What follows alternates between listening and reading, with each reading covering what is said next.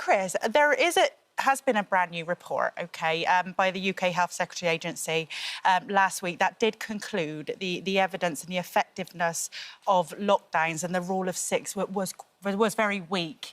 If anything, if you could go back and do it all again, would you have done anything differently with this brand new evidence now? Well, I think there's a lot of groups are now looking at exactly what bits worked. We know that lockdown as a whole worked.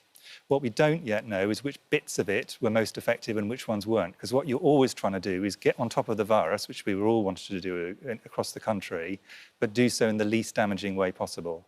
I think if I was going to start at one area, I'd start with schools. Schools is what everybody wants to keep open as long as possible. I think it was the right thing to stop them right at the beginning, but we all agonised over school closures. And of course, the schools stayed open for essential workers all the way through, and it was a huge tribute to the teachers. But that would be my starting point. But there's many other areas I think we would want, and that's what the public inquiry is looking at, and we'll be able to go back and look at these again.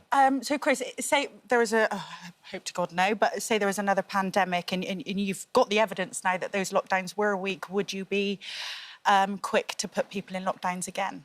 Yeah, I don't think the evidence is that they were weak, actually. What the evidence shows is that we're not sure which bits of them were most effective. But lockdowns themselves actually worked. If you look at the numbers ticking up and then the lockdown starts and the numbers peak out and tail off. So I don't want anyone to go out of this discussion thinking that lockdowns don't work. They do work, but what they do is a lot of damage along the way. And what we want to try and do is achieve the effect of working in the best way that reduces the damage as much as we can. Yeah, yeah. Absolutely amazing.